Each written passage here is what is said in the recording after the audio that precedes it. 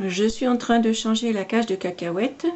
Et donc en attendant, je l'ai mise dans une cage que j'ai fabriquée autrefois et dont je n'ai pas l'utilité parce que je l'estime quand même trop petite pour un Syrien. Donc je vais la mettre en vente sur internet pour un prix modique pour faire profiter un hamster russe ou un hamster de Roborovski de cette cage qui est pas mal pour ce type d'espèce. Voilà, donc Cacahuète est en train d'inaugurer mes aménagements. Voilà, donc c'est une cage à hamster syrien mais beaucoup trop petite que j'avais achetée et que j'ai surmontée donc par la suite d'une cage à canaris. Toujours sur le même principe, en ouvrant en toiture la porte et en mettant du carton. Bon, c'est vrai qu'ils rongent le carton, ils adorent ça. Ça les défoule super bien et il faut de temps en temps changer les cartons. Par contre, ils ne touchent pas ni aux bouteilles ni aux escaliers qu'ils utilisent juste pour escalader.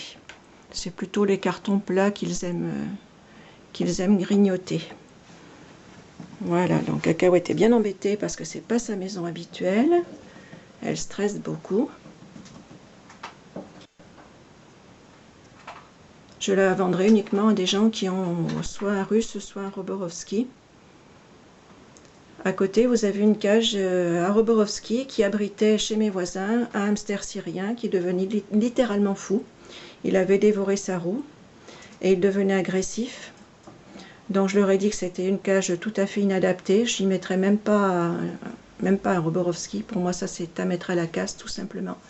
Je ne comprends toujours pas pourquoi on commercialise des cages, des aquariums qui sont tout à fait inappropriés aux besoins des espèces. Ça reste un mystère pour moi. Voilà, donc je ne la donnerai jamais à personne pour ne pas faire un autre malheureux. C'est juste pour vous montrer la différence. Et ce pauvre hamster syrien a dû vraiment être très malheureux. Donc là, bah tiens, Cacahuète vous fait une démonstration de ce qu'il ne faut pas faire du tout au niveau des roues. La roue est beaucoup trop petite. Elle lui rentre dans les vertèbres. Et c'est une roue tout à fait inappropriée pour un gros hamster de ce type. C'est une roue de 16 qui conviendra bien à un Roborovski par contre.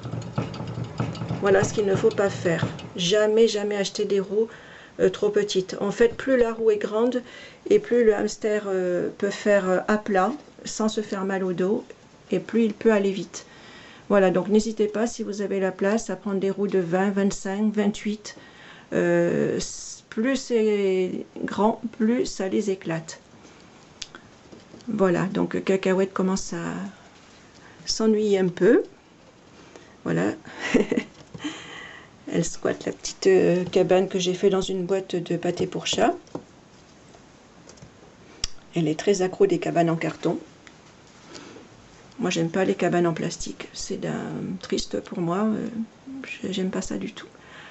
Voilà, donc je vais la mettre en vente et puis j'essayerai de faire un heureux parmi des hamsters russes ou des hamsters de Roborovski.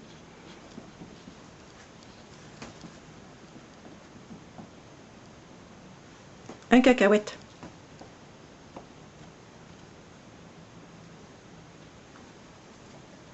Eh oui, tu préfères ta grande cage à toi, je sais. On va la terminer.